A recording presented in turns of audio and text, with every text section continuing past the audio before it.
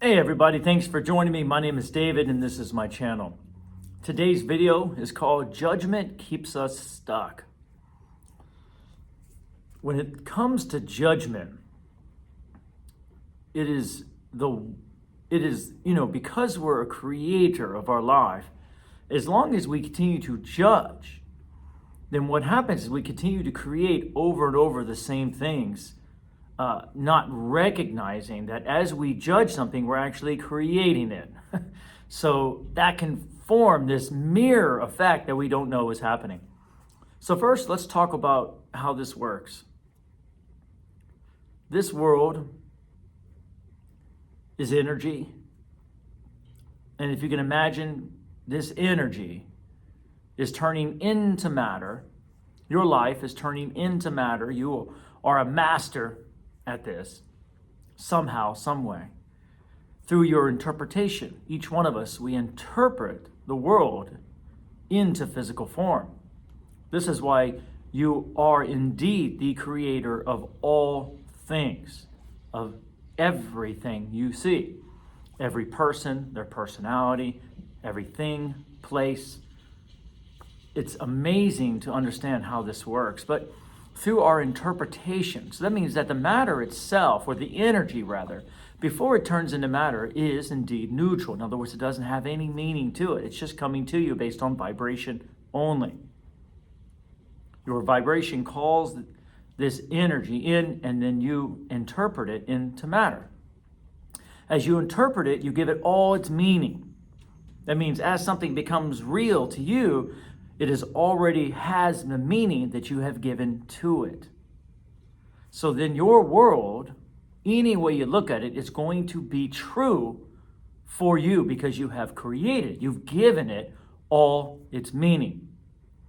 Every personality that somebody has, you're going to believe they are that way because you're the one who gave them that meaning. So now as you look out at everything and give it a certain meaning, it must be true for you. Now that makes sense, right? Now, this is where it gets interesting, is if you're giving a negative meaning, then now it's going to come back to you in the form of a reflection. And it's not going to feel good. And the only reason it's not going to feel good is because there is a bigger perspective of you holding a vibration of truth of who you are, that as you create your world or make your world, it's coming back to you. And it's either agreeing with that part of you that says, yep, you're creating correctly, you're creating based on who you are, based on love. Or, nope, you're making something based on fear, based on negativity, and now you have to know the variance between those two parts, because it's almost like a part of you that's trying to help you understand how to create, because it's creating the world with you. So yes, we can make anything we want out there. We can give it any definition or belief or feeling or meaning that we want. But if it doesn't match that broader perspective, we're going to feel it come back in the form of a reflection and negative emotion. So let's talk about that. If you give a meaning to somebody and say, I don't like that person because of this, regardless of the story, but the story doesn't mean anything. You're just giving them the meaning right then and there. It feels like it's the past, but we're just deciding, I don't like you. Doesn't matter the because. Just, I don't. You're giving them a meaning of missing. They're missing something, therefore they're negative. Now, you're giving them that for whatever reason, because it's in you. If love and unconditional love was in you and mercy, then you would only see them in that way. You would forgive their past and they would be innocent, and you would only say, this is a loving being, this is my brother or sister in front of me, and I love them unconditionally. But we're using the past, let's say, we can say they did it, that's fine. But the reality is it's our interpretation. I don't like you, you shouldn't have done this, whatever it is. Now they're going to reflect that back to you to let you know that you gave them that meaning, not them. And it's going to feel negative. You're going to feel negative emotion because your higher self is saying, I don't see them that way. I see them unconditionally loving, perfect, and wonderful, and their past has been erased And since they are a new being right here, right now in front of me, based on who they really are, I love them unconditionally, not because of their past. Does that make sense? Where the ego convinces you they are that way because of their past. But in the reality, it has nothing to do. You decide who they are right now, right now, right now. The whole world, right now, right now, right now. One moment. And as we continue to give meanings based on judgment of past, then they continue to reflect back to us to let us know the meaning we gave them. What a wonderful game. And we take that negative emotion and then we blame them and we keep stuck. That's how we keep stuck. Well, they did it. And I mean, trust me, the ego will give you a reason why you gave them that. Because they did this and this and this and this, something from the past. The inner being, the broader perspective that's also giving meaning to this brother or sister, is not seeing the past, only sees them as they are right now. Everything else is done. See, when Jesus held that vibration of unconditional love to those people for a healing, it was simply he wiped away their past. He wasn't able to see their past. And past is what keeps us stuck. Using the past in order to continue giving meanings over and over and over in a form of judgment.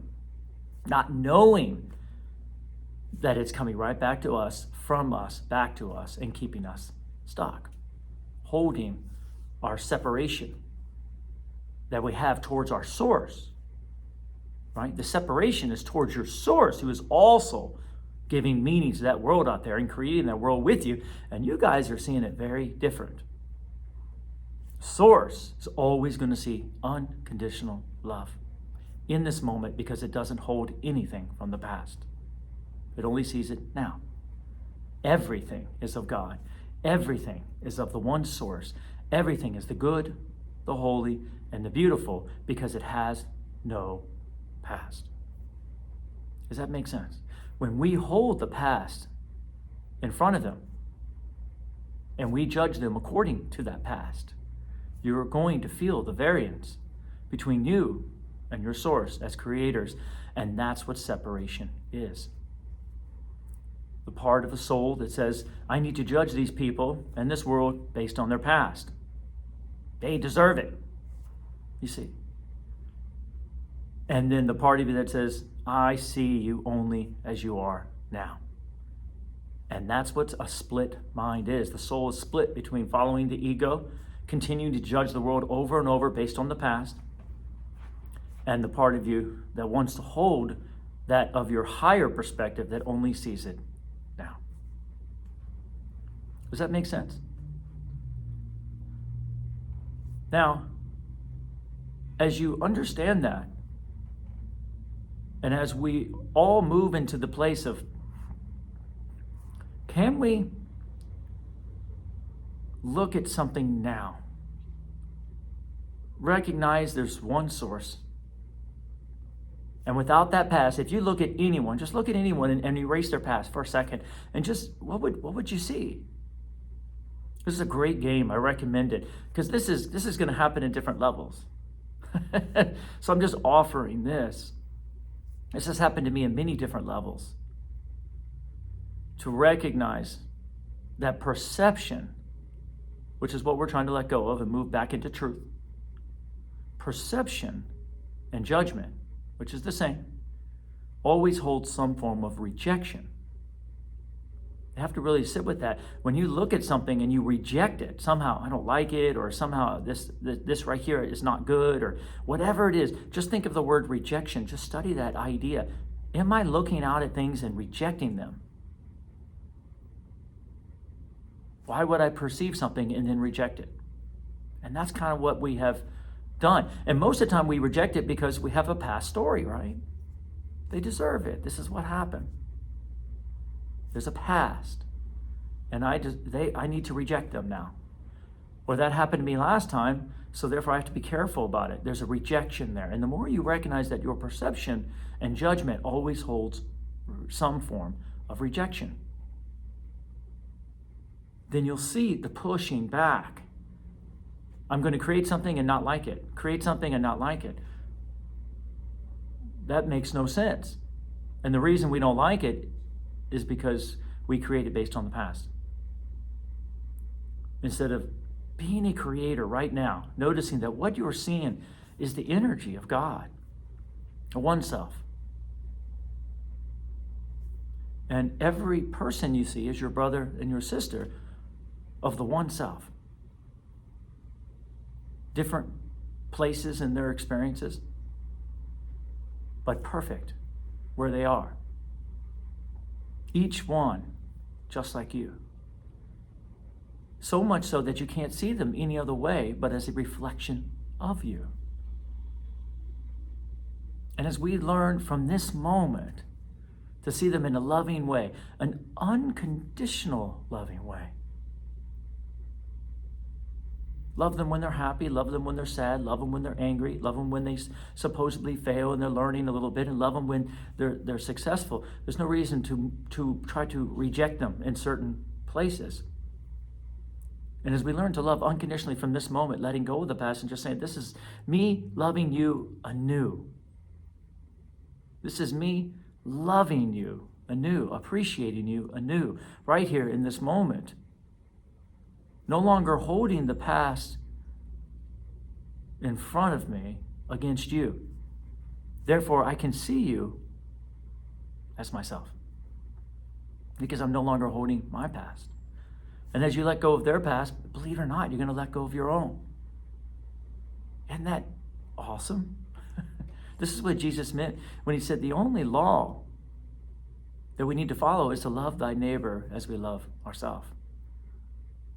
But the only way to do that is to let go of what we believe about them that really has come from us, our perception, some type of rejection that we have for ourselves that we are projecting out onto them.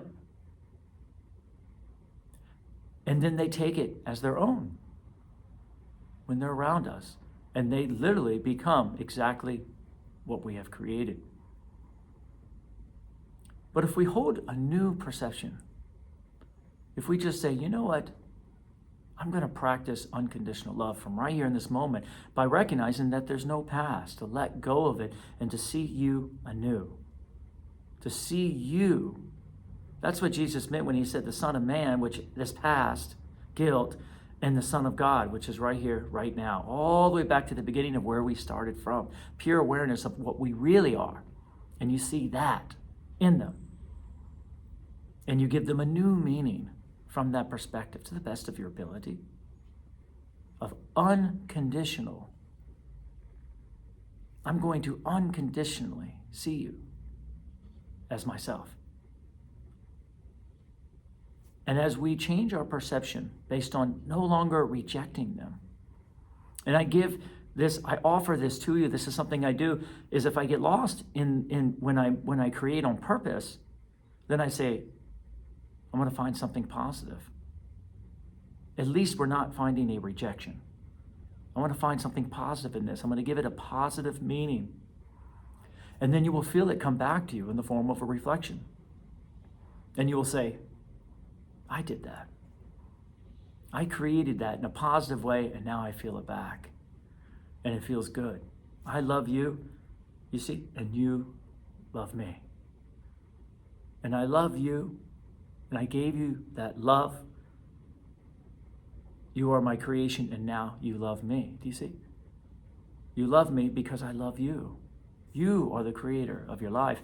And now, as we hold an unconditional reflection to our brothers and sisters, simply by saying, I love you unconditionally, now they can rest their weary head on your shoulder, as Jesus talked about. Do you see? Come and rest your weary head. Let me wash your feet. Wash your past away. You see?